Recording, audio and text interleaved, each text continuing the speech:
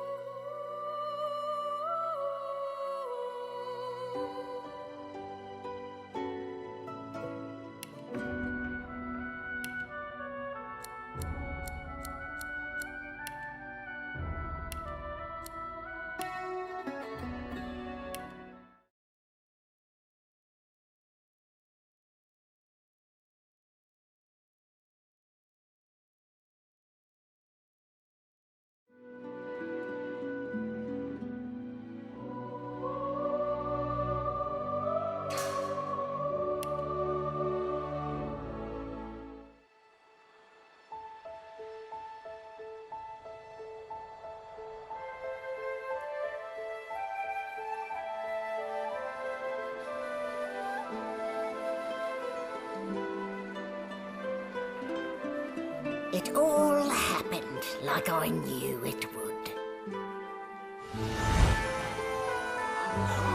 A single drop of source magic. And, like flies to honey, the monsters swarmed. The rebel panicked. The carnage began. And the Magisters pointed their fingers at me. Just as I'd planned. I was shackled and collared, and sent to Fort Joy.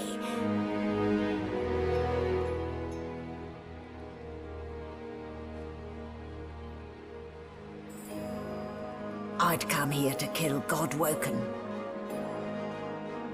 But instead I became part of their story.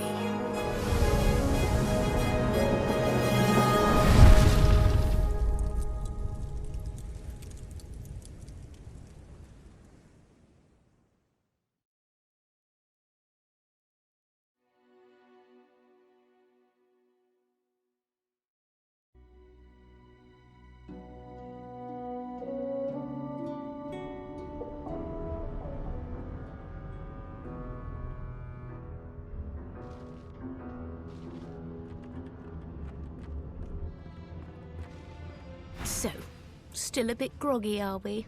Don't worry, the sedative will wear off soon enough. Easy now, no need to hurry. Get your bearings and report to me upstairs.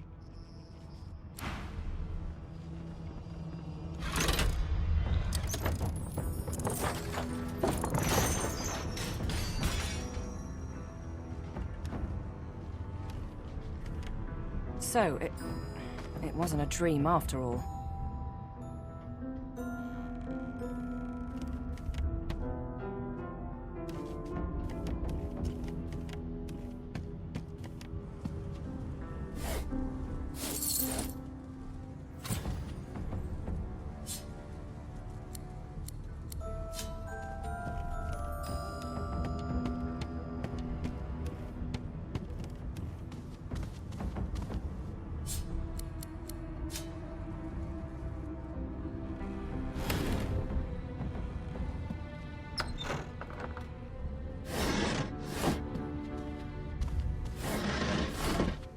An animal sty? Freight? Or food?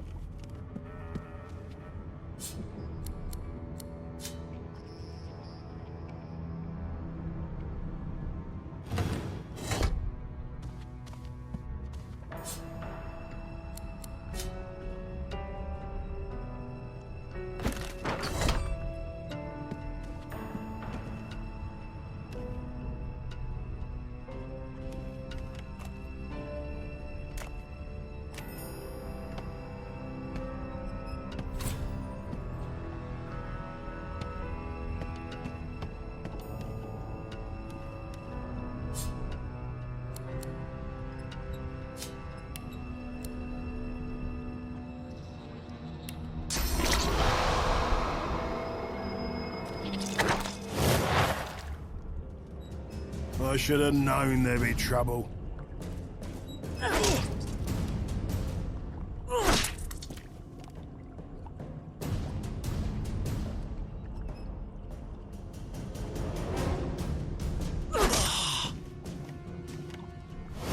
I'm not one to let sleeping dogs lie.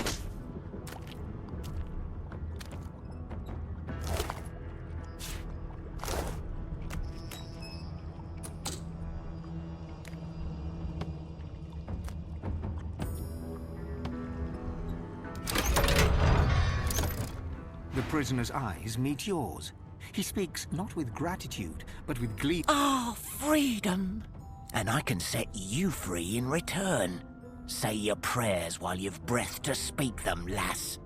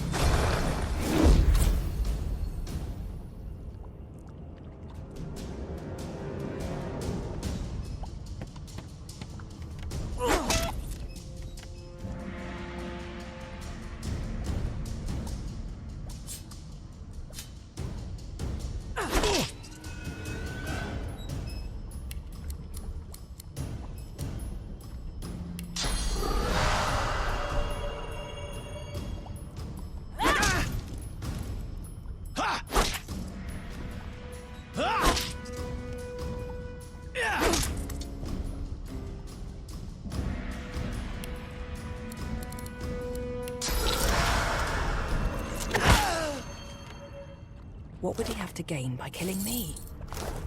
I need to keep my guard up.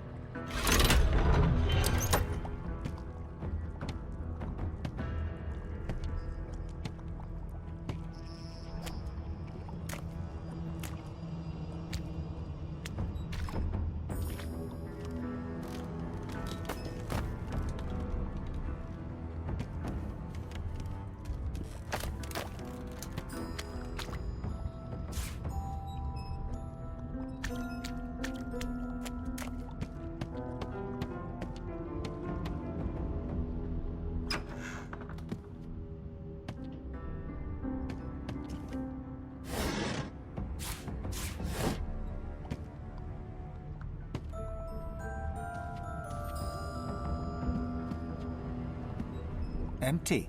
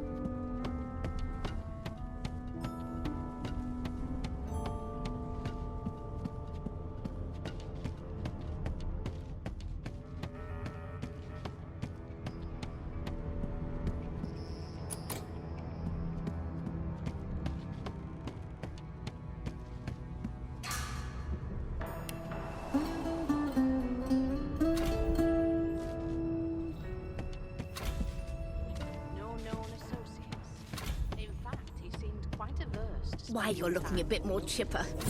Yes. There you are. Not too tight, I hope. The collar, I mean. Oh, not to worry. Every dog has to get used to its leash. In the meantime, your next stop will be Magister William. All passengers have to be registered in the ship's manifest, and he's the chap in charge of the logs. You'll find him on the other side of this deck, in the officers' quarters.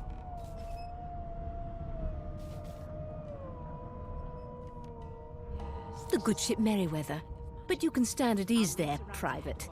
You do realize you're not in the army here, don't you? Index fingers pressed to her lips, she pauses a moment to give you a scrutinizing gander. My word, you do seem a bit befuddled, don't you? Perhaps I was a bit too generous with that sedative. Oh, well, I'm sure you'll soon gather your wits. Most likely. Eventually. In the meantime, all you need to know is that we're en route to Fort Joy. A new life awaits, and if you're a particularly good girl, perhaps a cure as well. An end to Source, for good. I'll need to write to headquarters right away. Is he? Oh well. Some problems simply sort themselves, don't they? She frowns and peers at you closely, resting the back of one hand on your forehead and taking your pulse with the other. Delusions such as these are rare, but not unheard of. I recommend a cup of mulled wine and another night's sleep. Just take it easy.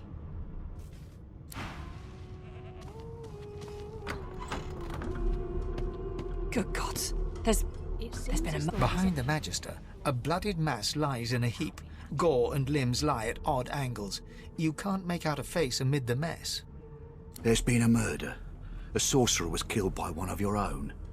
Lucky you were busy getting your collar fitted at the time, or you'd be a suspect like the rest of them. Waters is investigating. She'll figure out who did it. Always does. It's a small ship. His name was Finn. Oddball. Looked to me like he saw something he wished he hadn't before he came here. We'll find out who did it, one way or another. A young Magister stands pale and silent. Her knuckles whiten around her weapon as you pass. My, these smelling salts are strong. Ugly sight, isn't it? Burns me up this happened under our protection. We're extremely lucky no Voidwalker followed the source that did this. She looks up at you. I was on duty in your room when the murder happened. You were asleep the whole time. Didn't even stir. You're one of the only indisputably innocent people on the ship. Unless you can commit murder in your sleep, of course. I thought as much. Listen, I could use someone to keep their ears open among the passengers. Sometimes they clam up in front of a uniform. Bring me a good lead, and I'll throw in a shiny gold coin for you. How about that? Thanks.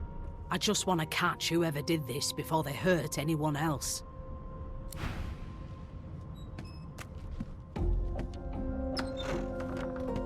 Why won't you sing? A no doesn't become a yes over time.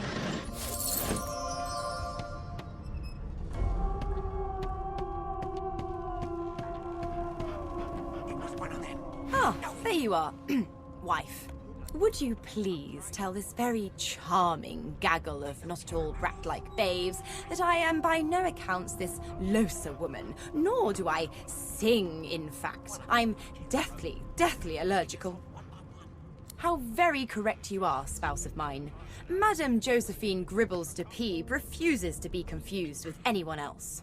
What? What's so funny?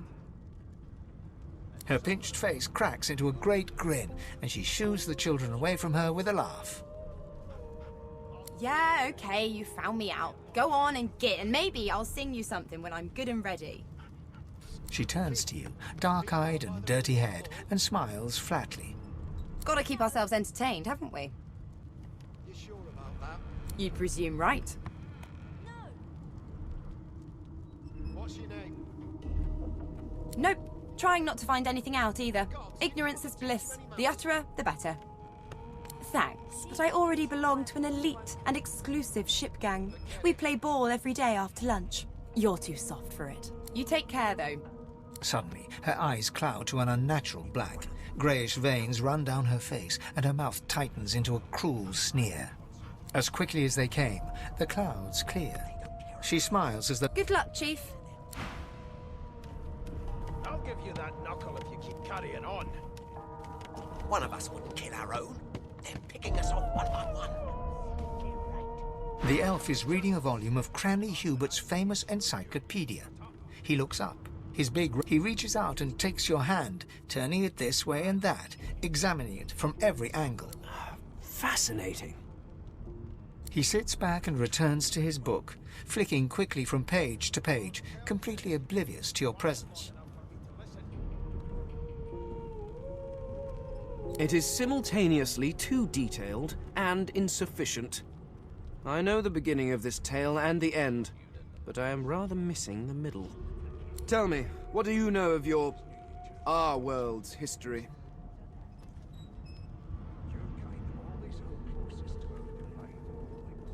Oh, please.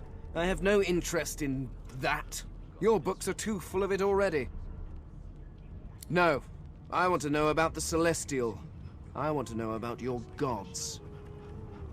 This text tells me that they created all creatures, but nothing of what came before.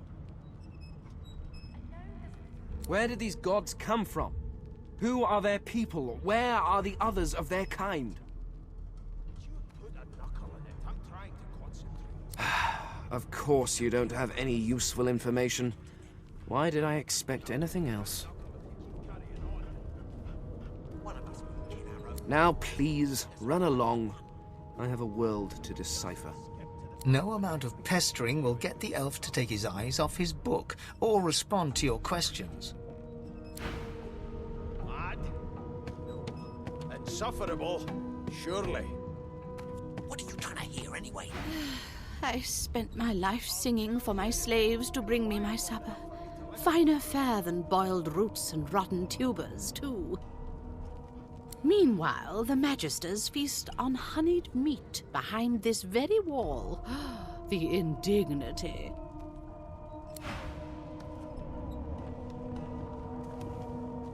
Well, well, what have we here? A fresh face in this stale hell. Let's size you up, shall we? See if you'll do. The lizard looks you up and down, like a farmer would a fetching horse. All of a sudden, he grips you firmly by the chin, with the intent of inspecting your teeth. My, we are fierce, aren't we? Not to worry. I'll soon remedy that. Now then, to business. You will answer me 3 questions. The first one is this. Can you cook? Oh, goodness, no. And don't even mention the demon's testes that are turnips. On to the second question. Can you knit, weave? In short, tailor? Yes, I can tell from your vagabond chic, a bag is as good as a shirt kind of style. I shouldn't be getting my hopes up. On then to my final query. Have you the ability to administer the upkeep of one's personal appearance? The delicate art of cosmetics is what I'm after. Just as I thought. That explains what's besieging my nostrils. So, 3 questions asked, 3 questions answered. Let's evaluate, shall we?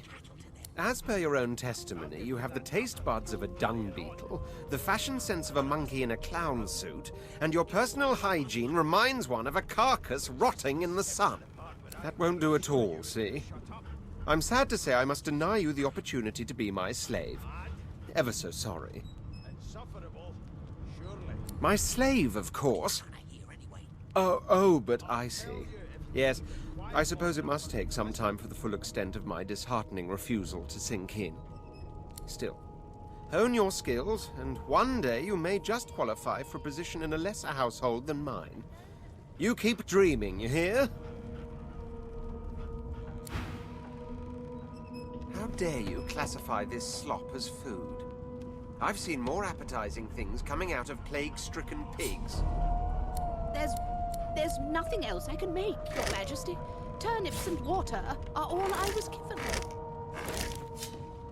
Unacceptable. I've never dined on anything less than a dozen-course dinner, and I don't intend to do A away... broad dwarf sits totally upright on the bench, eyes closed, palms face up on his knees. His beard is a cascade of meticulous plaits, each one braided through with golden medallions. He raises an eyebrow as you approach, but doesn't open his eyes. Listen up, Ghetto. You hear that? Never thought you'd end up a prison guard. The ship, of course.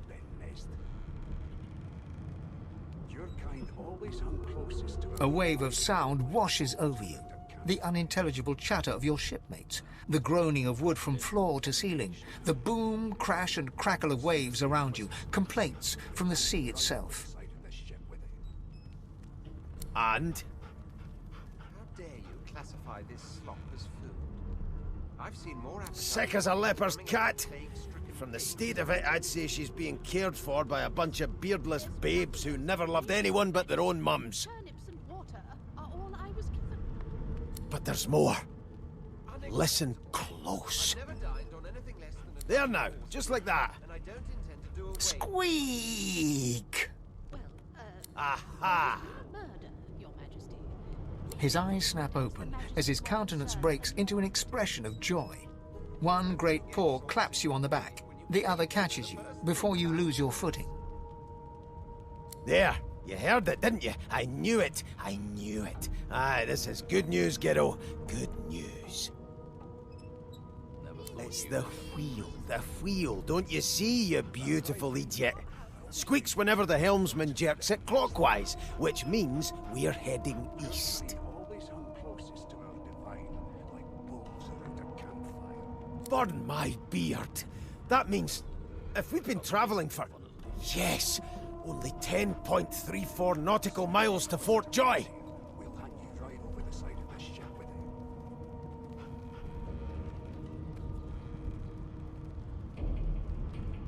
Ah, so you've eyes as well as ears, eh? You'll go far, mate, even here.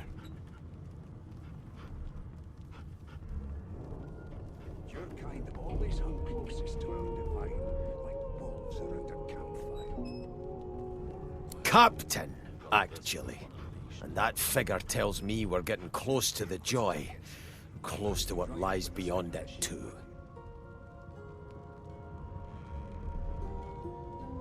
The dwarf leans back from the table and strokes his beard, gold medallions jingling merrily.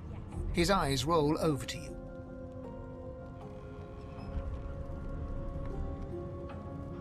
That'll be all, thank ye kindly, Ghetto.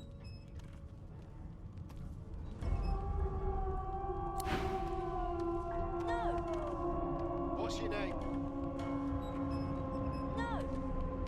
Gods, didn't your mother teach you any manners? She got eaten by a void woken. Forget it.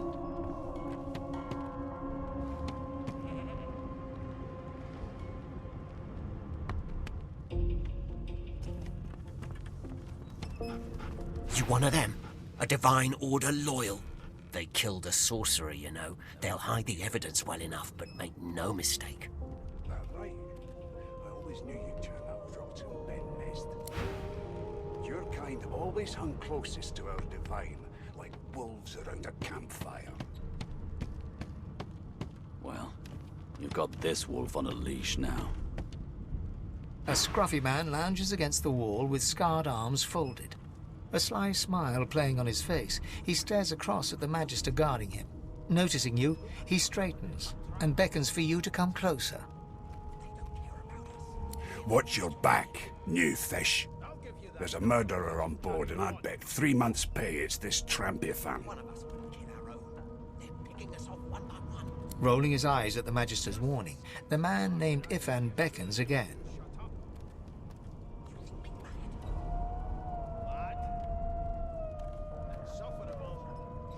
Ifan seems amused at the gesture, but he bats your arm down from the salute when the Magister sees what you're doing. You served? Me too. A long, long time ago now. long before Source became a reason to leash us like dogs. He leans in and adjusts your collar with a sharp tug, balancing its weight so it no longer presses unpleasantly on your neck. He winks. Pinches less that way, right?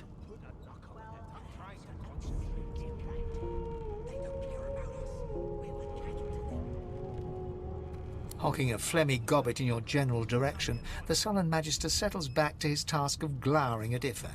And now, you.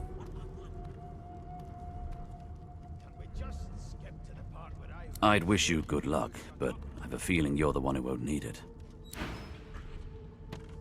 Mad? Surely. What are you trying to hear anyway? I'll tell you if you can keep it quiet long enough for me to listen.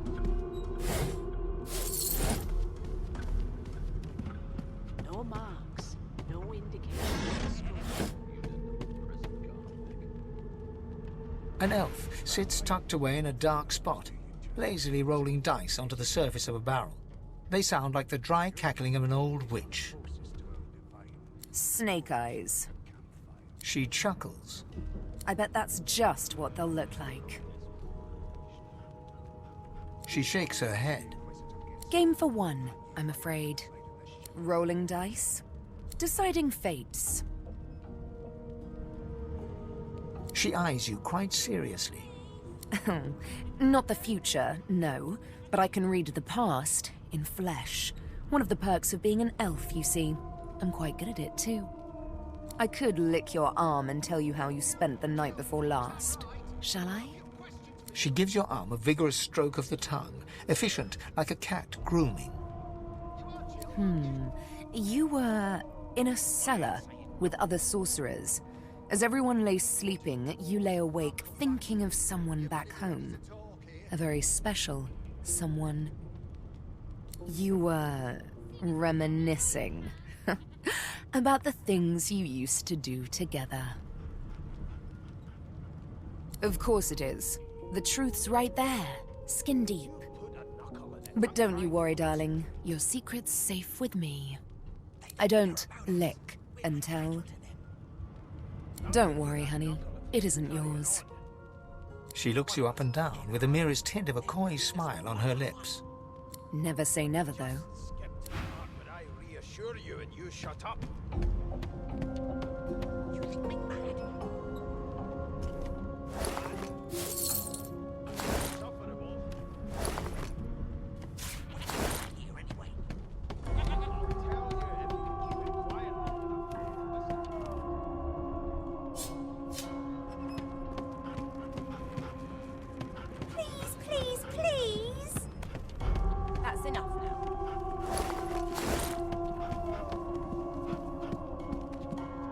Here's the register, ma'am. Good, good.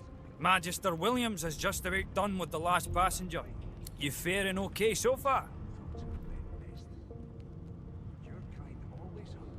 He tugs the collar of his uniform and chuckles.